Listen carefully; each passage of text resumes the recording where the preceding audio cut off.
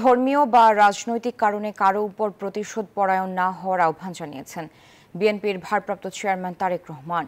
গত রাতে এক ভিডিও বার্তায় কোনো অপশক্তি যাতে বিজয়ের সুযোগ না নিতে পারে সে বিষয়ে সবাইকে সজাগ থাকার অনুরোধ জানান।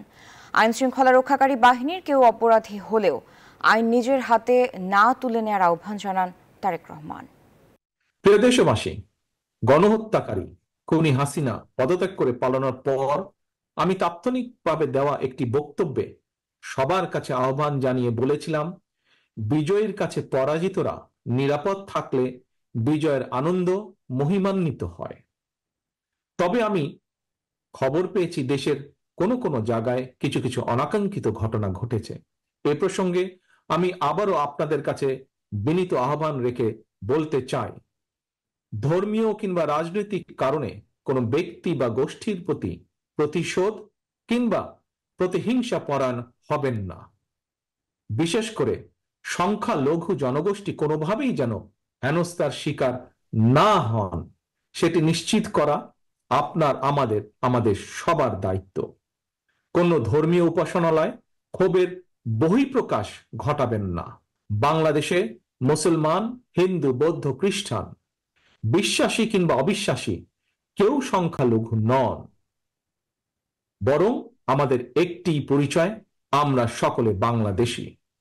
সুতরাং ব্যক্তি হিসাবে কারো প্রতি কোনো ক্ষোভ থাকলে প্রয়োজনে আইনগত পদক্ষেপ নিন, কিন্তু দয়া করে আপনারা কেউ নিজ হাতে আইন তুলে নেবেন না।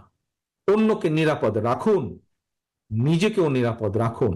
নিজের মহত্ব দিয়ে প্রমাণ করুন আপনি আওয়ামী লীগ নন, বরং আপনি একজন মানুষ।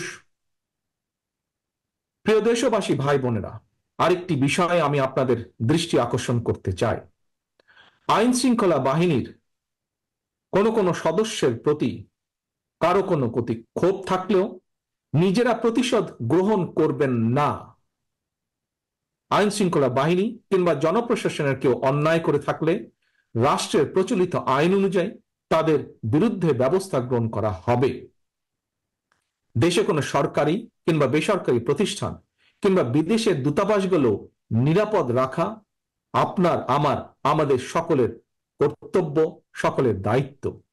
খুনি হাসিনা এতদিন এসব প্রতিষ্ঠান তার পারিবারিক প্রতিষ্ঠানের মতন ব্যবহার করলেও এগুলো জনগণের সম্পদ, এগুলো রাষ্ট্রীয় সম্পদ, কারো ব্যক্তিগত কোনো সম্পদ নয় এগুলো। প্রিয় ভাই বোনেরা, প্রিয় দেশবাসী, সবশেষে আমি আবারও আপনাদের কাছে বলবো, কোনো অপশক্তি যাতে ছাত্র জনতার সফল বিপ্লবকে লক্ষ্যচ্যুত করার সুযোগ নিতে না পারে, এই জন্য আমাদের প্রত্যেকটি মানুষকে অত্যন্ত সতর্ক এবং সজাগ থাকতে হবে। এটি এই মুহূর্তে বিএনপি সহ বাংলাদেশের পক্ষের প্রতিটি রাজনৈতিক দলের নেতা, কর্মী, সমর্থক, শুভাকাঙ্ক্ষীদের প্রতি আমার বিশেষ আহ্বান।